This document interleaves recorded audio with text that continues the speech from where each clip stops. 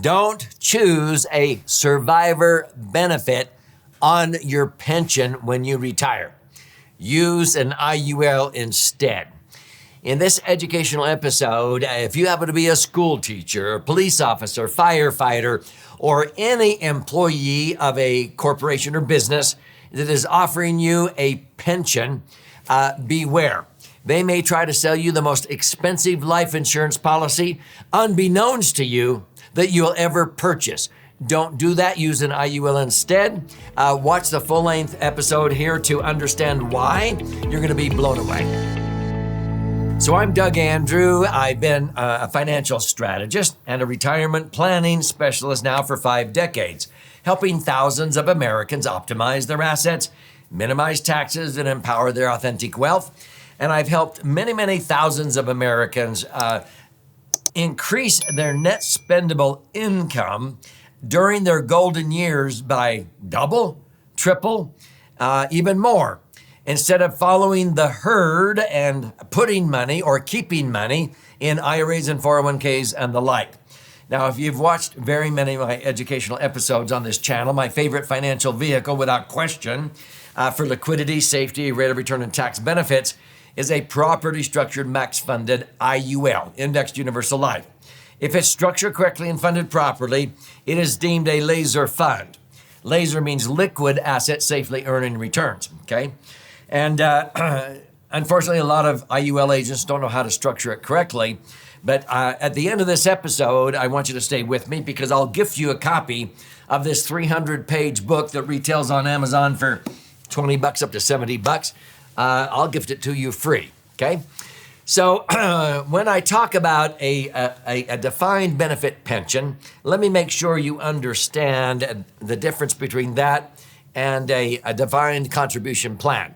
For years in America, there were a lot of corporations during the Industrial Revolution that they would retire people that worked on their assembly lines and what have you, and that they would give them a pension based on the years of service, but they wanted to retire people. Now, I've never liked that word retire. It actually means put out of use. If they retired worn out equipment, they put it out of use. When they retired people, they put them out of use. And so the average life expectancy when people were put out of use was only 7 years. For government employees, it was 6 years. And for military put out of use was only 5 years. And that's when Social Security first started. Social Security was first designed to only have to pay out benefits for an average of 7 years. Now, people are living longer. Their health care costs go up, and that's why Social Security is way underfunded. The government actually owes probably 130 to 160 trillion in future Social Security and Medicare benefits to the people that they withheld it from their paychecks, okay? And they don't have the money in their coffers. It's totally dependent upon them withdrawing, deducting money from future earners' paychecks. That's another subject. But during that Industrial Revolution, there were a lot of corporations who started to take money, either deduct it from employees' paychecks, or they allocated money that they would otherwise maybe give the employee, and they put it into a pension fund. And those pension managers would try to manage the pensions to be able to have enough money to pay out a retirement in a monthly benefit to these people when they retire, okay? That's called a pension. Now, that's called a defined benefit. And so generally speaking, it was based upon a formula of how many years that you were employed with that corporation or with the state or the federal government. So let's say you were a school teacher and you taught school for 30 years. So that's 30 years, and many states will pay 2% for every year of service. So 2% times 30 years of teaching school equals 60%. 60% of what? 60% of the average last 5 years paychecks, okay? That's what you would start getting at retirement in a monthly benefit, a pension, and then there might be a little cost of living increase. Now, before I go further, let me just say this. a lot of pension managers mismanage those funds. And so they wanted to get off the hook of having to figure out where they're going to come up with the money because of the money they lost investing it in bad places. And so this is why when they came out with the 401k years ago, the original champions of the 401k actually lament the day they ever came up with that idea. A 401k was supposed to be sort of a supplemental savings account for people who wanted to save for themselves because maybe they felt like they couldn't get by on Social Security or a pension that only gave them 60% of their last best paychecks. Well, instead, most corporations latched onto the 401k and said, okay, we are going to provide a defined contribution plan for employees now instead of a defined benefit. That took totally the pressure off of them to manage pension funds and have to cough up monthly pensions for the rest of the lives of these retirees for as long as they lived. Because a defined contribution plan, you don't know what your benefit's going to be. You're defining the contribution. The employee gets to define, oh, I want to contribute 6% of my income. And maybe the employer would match, 50 cents on the dollar, whatever. But the employee decides the contribution. Okay, they're defining the contribution into 401ks.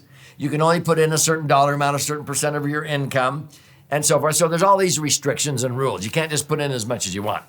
And so, because it's government. Now, that's called a defined contribution plan. And again, the original champions of 401ks lament the day they ever came up with that idea because it's become the primary retirement plan today.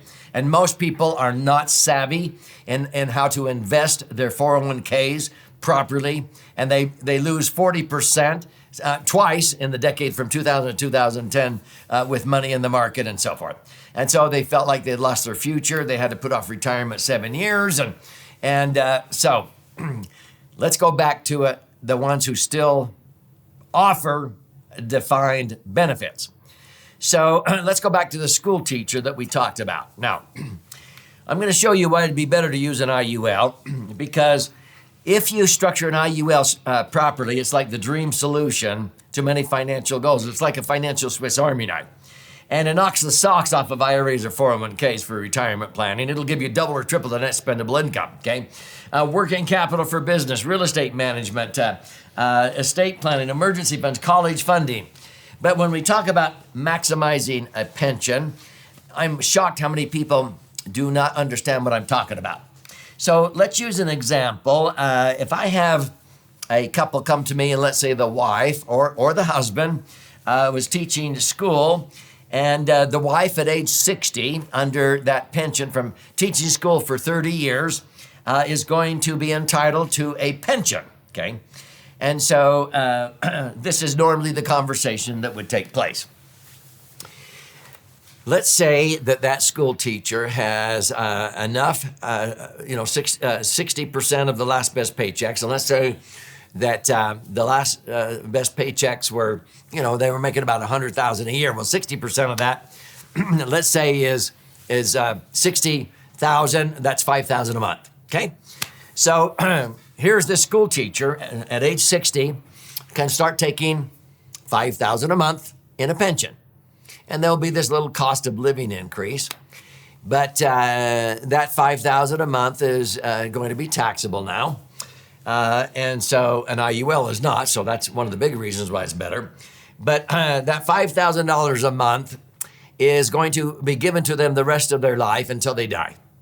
But as soon as they die, it's done.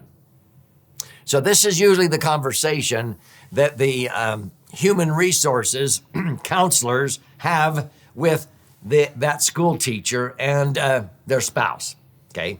So let's say it's the woman, and they sit down and they go, now, this $5,000 a month that you're entitled to starting at age 60 times 12 months a year is that's 60,000. And do you know what your life expectancy is at age 60? You're likely going to live at least 22 to 27 years. So 20 years times 60 is $1.2 million, okay? So this asset really is over $1 million asset. Don't you want to share that $1.2 million asset with your husband here? They always make sure they invite the spouse. Don't you want to share this with your husband? And what are they going to say in front of their spouse? Yeah, I guess so. Then they go, okay, well, because if you die, it stops. But if you want to share it with your husband, if you happen to die, your husband will keep getting the income, but you're going to have to take a reduction in the benefit. You're going to have to get only $4,000 a month, $4,000 a month instead of $5,000 a month. But if you'll take $4,000 a month instead of $5,000, then when you die, your husband will keep getting $4,000 a month as long as he lives, okay? Or maybe it's a 50% survivor option and what have you. Let's just go with this for simplicity. You want to do that, don't you? And they get you nodding up and down. Now, unbeknownst to you, you just bought the most expensive life insurance policy you'll ever buy, okay? Here's the problem. It is one of the most inflexible insurance policies you'll ever buy. Why? What if the husband died first and the woman got remarried or didn't get remarried? When she dies second, it's gone. What about the kids? What about her new spouse? Can't she name her new husband if she got remarried as the next beneficiary? No. There's only one beneficiary, and so in order for her husband to get it, she has to die first. If he dies first, they're out of it. The kids are out of it. That's the most ridiculous insurance policy I've ever heard of. So what's the solution? I tell her, you know what, take that $1,000 a month, and this is $1,000 or $12,000 a year, and you just agreed that you could get by on $4,000. So take the $5,000, but put the $1,000 a month into an IUL. And that IUL at $1,000 a month, okay, which is $12,000 a year for the next 20 years, okay? We only have to calculate the first 11 years, but basically that's going to be about $130,000, $140,000. The death benefit's going to be about $300,000 or $400,000. You'll be insured for that much, and that insurance is just sort of coming along for the ride to accommodate this $1,000 a month. But you can access that money anytime you want because it's in the IUL policy. But now, what happens if your husband dies first? You still leave behind $300,000, $400,000, $500,000 of tax-free money to your new husband. If you get remarried, you can name a new beneficiary. What if you don't get remarried? Then your children will get that $500,000 tax-free. They're not disinherited. You buy the insurance policy that your state wants you to buy, and you can't rename any beneficiaries. The only way your husband will continue to get that income and will not get a lump sum is if you happen to die first. So why would you do that? Maximize your flexibility and maximize what you leave behind by taking the no survivor benefit and putting the differential into an IUL policy, and now you have access to that money whenever you need it. If you don't need it, you'll maximize what you leave behind. You can rename beneficiary to a new husband. You don't disinherit your kids. Doesn't that make more sense? Absolutely. So if this is making sense to you, I would recommend you study this book. You can claim a free copy of this 300-page book, which is actually 2 books in one. This side is about 200 pages, 14 chapters for the left brain learner. It has all the charts and graphs and explanations. If you're more of a right brain learner, you learn more by stories and examples, you flip it over to this one. And this has about 100 pages, 12 chapters with 62 actual client stories. And 1 chapter on this right brain side talks about this concept, about how to maximize your pension benefits. So when you're in there claiming your free copy, if you like to listen and learn or watch and learn, there's audio and video formats available. You can register for free educational webinars that we teach on a regular basis. You can even schedule an appointment with a certified IUL professional to see how these concepts may apply in your particular set of circumstances with no cost or obligation. So take advantage of that now. Claim your free copy of the book.